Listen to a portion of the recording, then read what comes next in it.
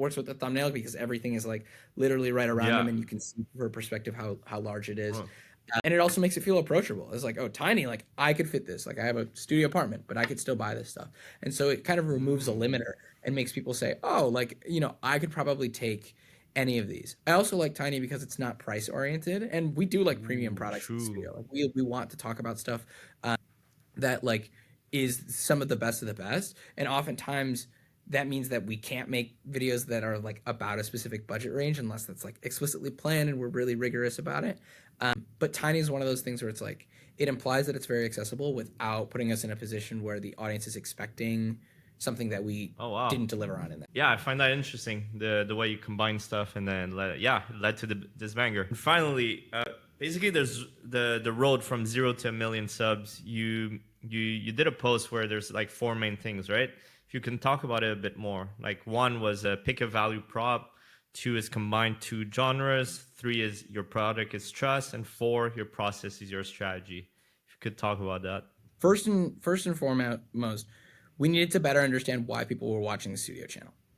Originally, the 150,000 core fans who were watching the studio videos were watching it because they liked us. They liked us as people, and that's amazing. Yeah. Because it means that like there's a floor. You know what I mean? Like people oftentimes think about optimization and then they don't think about how being likable or being unique or taking the time to just like build a relationship with the audience actually de-risks future videos. If people don't know who we are, that's a really tough growth strategy, right? Yeah. Like that's a good it's a good retention strategy, but it's not a growth strategy. And so we understood the value prop of this is the tech that fits in our day-to-day lifestyles, still differentiates based on who we are, but the value prop, the reason you click is I'm going to learn about cool tech, and this is how we make really good videos. Again, the reason I click is because I want to make lots of videos and I trust these people. So it still intersects with our identities and who we are as people, but it doesn't necessarily one-to-one exclusively rely on that. It's paired with a value proposition or solving a pain point. So that was number 1. We understood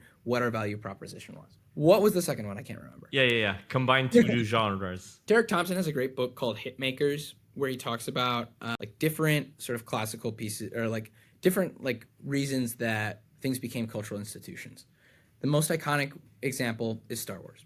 Star Wars pulls all the same production design elements and visual elements from the He-Man like 70s and 60s like Saturday morning cartoons. It feels like this childish thing. And George Lucas was like, I like Japanese samurai movies. What if we took this aesthetic and paired it with Akira Kurosawa's film structure and film narrative?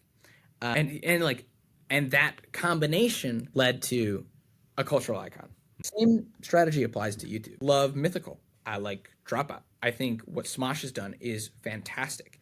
But I also don't know anyone in the technique who watches those videos act, right? So I was like, okay, well, what could be the adaptation of that where we also pair it with our core competence, with tech, talking about tech, products that we love, curating the right stuff. And that combination led to a channel that I'm very proud of. But like everything was sort of based on like, can we do improv sketch while also improving about like technology? And then we kind of like reverse engineered to where we are right now. What I always say, everything is a remix, and you're just remixing things that work, things that make sense with your audience. And then number 3 is your product is trust. When I went into YouTube Studio on this channel, I was like shook because the retention was like really good. We would have videos with like 30 seconds where you don't cut and people wouldn't really leave. And I was like, what? Like, why are people sticking around for this? Like, YouTube fundamentals should tell me that like this should be more brain rotty, right? Yeah. But like, I realized like these are people who have been watching Marquez for and who know that like this is a high integrity individual. And so if you build trust with the audience and you do your best to say no so that you can build a brand where people care, then in time people will watch your videos for longer and they'll click on them more often without you having to explicitly optimize in some of the more like 101 ways that people oftentimes teach in our space. Number 4, your process is your strategy. This comes back to the writer's room. Like we would come up with ideas and I'd be like, title good, thumbnail good, video's gonna bang. And then we'd make it and I'd be like, this is brutal. Like we couldn't figure out how to make it work for like, in a way that was genuinely new and interesting. It always felt kind of opportunistic.